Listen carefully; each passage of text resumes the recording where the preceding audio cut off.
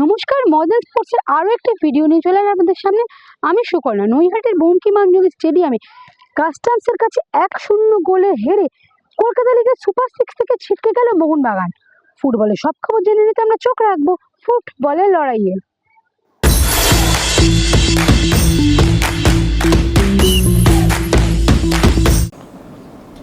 মোহনবাগানের কলকাতা লিগের সুপার 6-এ ওঠা কার্যত 20 বাঁ জলে। বুধবার নৈহাটিতে কাস্টমস চেকিং পেরোতে ব্যর্থ সবুজ মেরুন ব্রিগেড। ইনজুরি টাইমে রৌনক পালের গোলে হার মোহনবাগানের, যার ফলে সবুজ মেরুনের সুপার 6-এ যাওয়ার পথ অনেকটাই কঠিন হয়ে দাঁড়ালো। ম্যাচ শেষে কী বললেন বাগান কোচ ডেগি কার্ডোজো ও কাস্টমসের প্রশিক্ষক Biswajit Bhattacharya? Thing is that, see, when I know I am always saying about development, and yes, that's the only point where we Mohan Bagan focus on. Now, as you can see, most of the players who used to play before are has joined back to the first team, because first team is the first priority for us, and we want most of the players to get into the first team and get some time in training where they can face the top professionals. So today's game, so we had to change the team.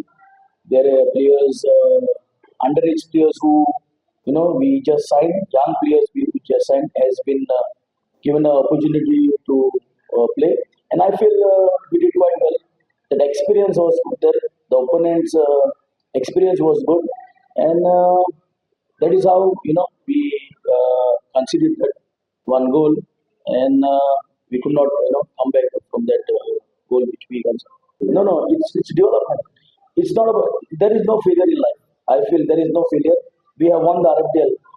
You can ask me about the RFDL. We have won the RFDL. This is the first time where a team from Calcutta has won the RFDL, which the club is focusing on. We have won a couple of tournaments which the club is focusing on those development. We get more game time.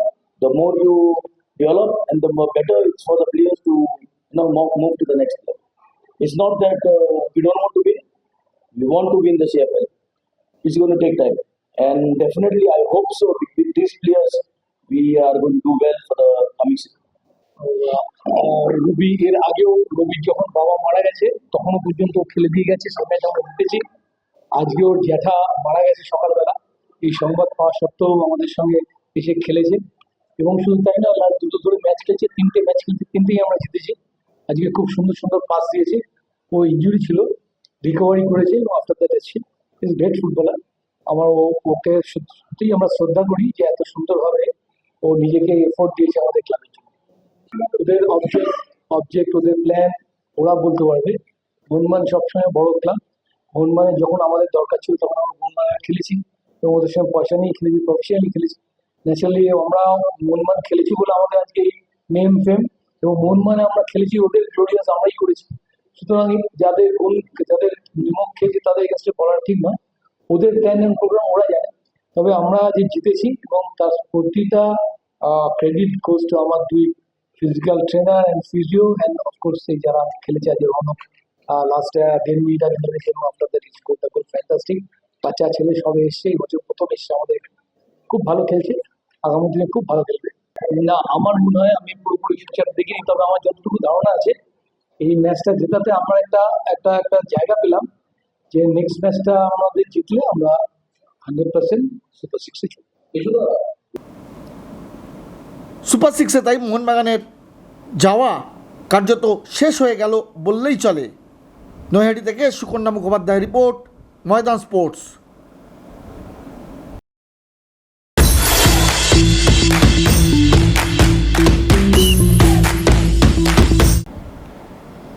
জ্বর ছাড়িয়ে মাঠে ফিরলেন তিনি, তবে দলের সঙ্গে practice করতে দেখা গেল না তাকে, বরং চেয়ার নিয়ে মাঠের বাইরেই বসে রইলেন জেমি ম্যাকলারেন, কারণ শরীরটা বেশ দুর্বল।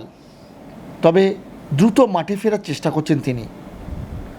যদিও মোহনবাগানে এখন ক্লোজ ডোর অনুশীলন, তাই ভেতরে কি হচ্ছে তাই জানা সম্ভব হচ্ছে না। তবে অনেকটা সময় মেডিকেল রুমে কাটালেন তিনি। বুধবার অবশ্য নিজেদের মধ্যে প্র্যাকটিস ম্যাচ খেলল বাগান শিবির, কামিন্স দিমিত্রিদের দেখে নিলেন মলিনা, রক্ষণে আলবার্টোদের দেখে নিয়ে নোটবন্দিও করতে দেখা গেল মলিনাকে। মোহনবাগান যে এখন এএফসিকে পাখির চোখ করে এগোচ্ছে তা বলার অপেক্ষা রাখে না। ব্যুরো রিপোর্ট, ময়দান স্পোর্টস।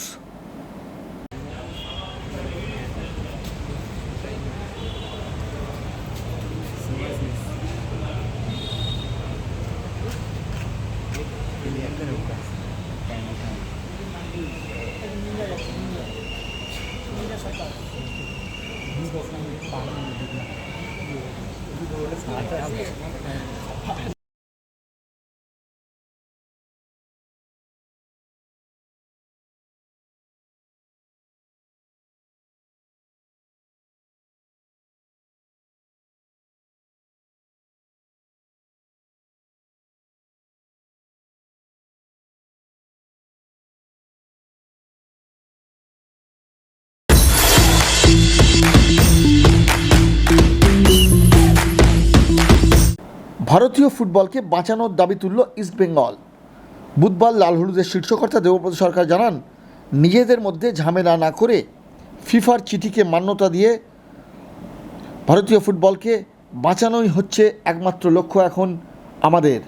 কি বলছেন তিনি, চলুন শুনে নেওয়া যাক ময়দান স্পোর্টসের পর্দায়।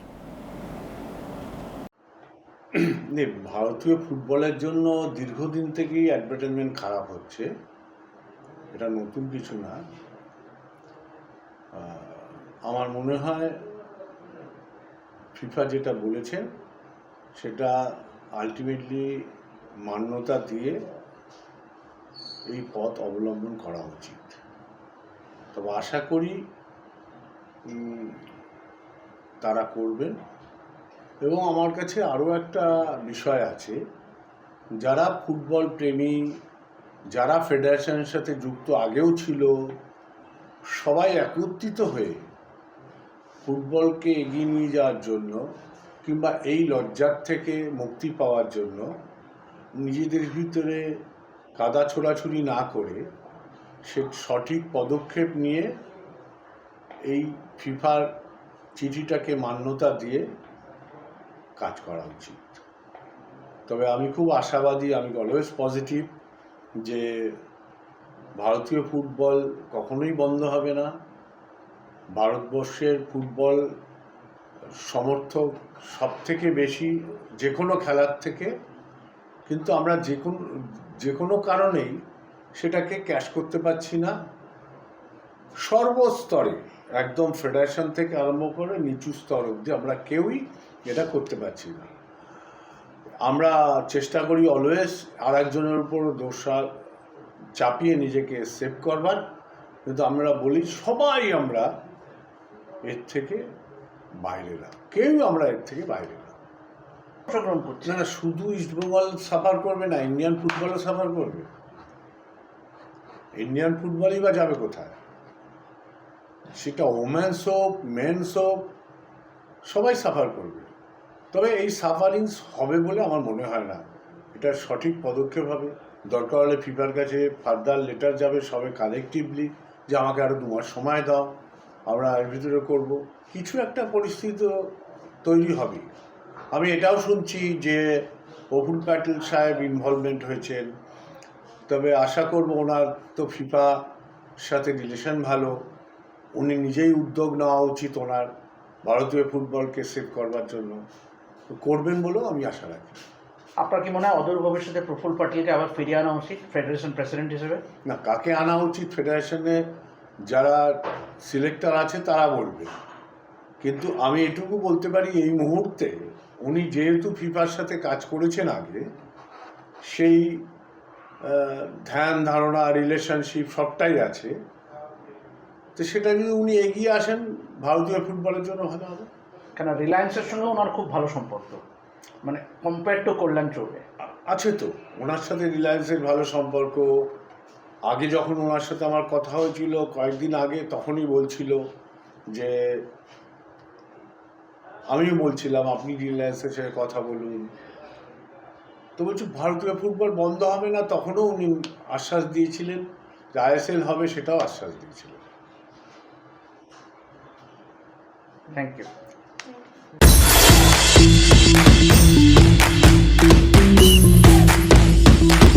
প্রাক্তন ভারতীয় অধিনায়ক সৌরভ গঙ্গোপাধ্যায়ের বেহালার বাড়িতে সৌরভ গঙ্গোপাধ্যায়ের বায়োপিক নিয়ে কথা বলতে হাজির প্রযোজকেরা।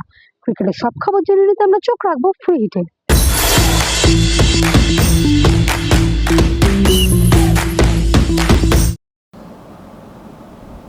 সৌরভ গাঙ্গুলির বায়োপিকের কাজ শুরু হয়ে গেল। সিলভার স্ক্রিনে কী কী রাখা হবে, মাঠের বাইরে কেমন সৌরভের বেড়ে ওঠা, তখনকার বাড়ির অবস্থায় কীরকম, সবই ছবি তুলে রাখলেন পরিচালক প্রযোজকরা। বেহালায় সৌরভের বাড়িতে এদিন হাজির হয়েছিলেন বায়োপিকটির যিনি পরিচালনা করছেন সেই বিক্রমাদিত্য মতোয়ানে। প্রায় 1 ঘন্টা ধরে চলল কথোপকথন। দাদার চরিত্রে অভিনয় করতে দেখা যাবে বলিউডের প্রখ্যাত অভিনেতা রাজকুমার রাওকে। আগামী বছর শুরু হয়ে যাবে সৌরভের বায়োপিকের এই শুটিং। কলকাতা ছাড়াও বিভিন্ন জায়গায়, অর্থাৎ কলকাতা ছাড়াও মুম্বাই, দিল্লি এবং লন্ডন, এই সবের জায়গাতেও বায়োপিকের শুটিং হবে বলে জানা যাচ্ছে। ব্যুরো রিপোর্ট, ময়দান স্পোর্টস।